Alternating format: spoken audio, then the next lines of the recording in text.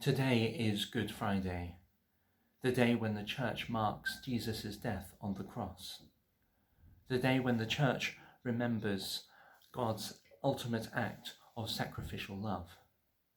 Sacrifice has been in the news an awful lot lately. The sacrifice of those on the front line of this COVID-19 pandemic. The doctors and nurses working tirelessly in our hospitals, tending to those who have this virus. The front line has also extended, and other people have found themselves unexpectedly thrust into the front line. And I'm thinking of the bus drivers who have died recently. People just going about their work, not as normal, but in order to keep society going at this time of crisis. Sacrifice isn't just something that's been happening in hospital wards, therefore, but in other workplaces as well, whether that's a supermarket or on a bus or in other places where people are putting themselves in harm's way to continue their work. For many people, the cross is a difficult symbol. For some, it glorifies violence, and yet the cross is a central symbol of the Church. For Christians, the cross is a sign of hope. Crucifixion was an awful way to die, and Jesus did die a horrible death. He was humiliated and would have been in agony. In some ways, parallels could be drawn between those who have suffered from COVID-19 and those who suffered by crucifixion. In both cases, the lungs are made to stop work, and in both cases, individuals suffocate. But why do we celebrate the cross? Well, for Christians, Jesus was just not another martyr for a good cause.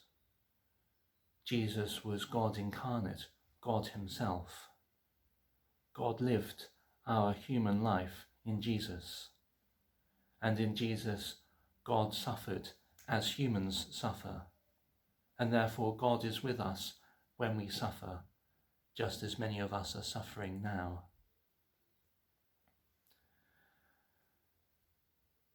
It is not so much that we are glorifying violence, but that despite violence, God's good could be shown, revealed to us in the world.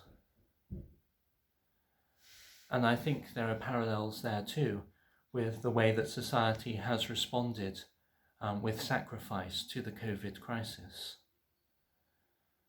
And this has involved sacrifice on the part of many of us who have had to stay in our homes to refrain from seeing loved ones, from doing all those things that we would normally take for granted. And we have stayed at home, we have stayed away from our loved ones in order to keep ourselves, but most importantly others, more safe. And this whole crisis has given us pause for thought.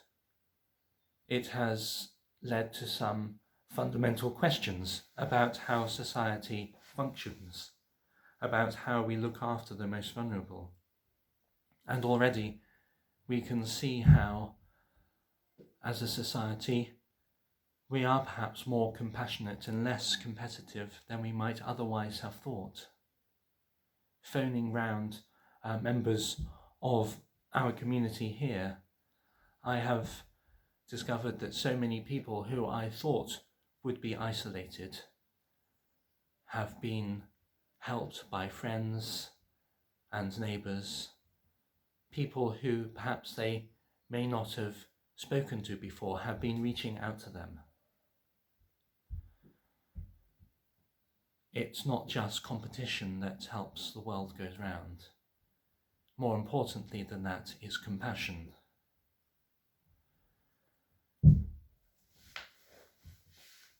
On Good Friday, we remember the sacrifice that God made for us, and how through his death on the cross, Jesus redeemed the world.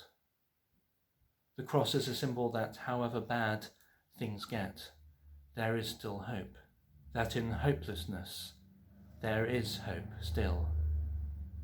And that's what we hold on to on Good Friday. Because while we know today Jesus died, on Easter Sunday we know also that he rises.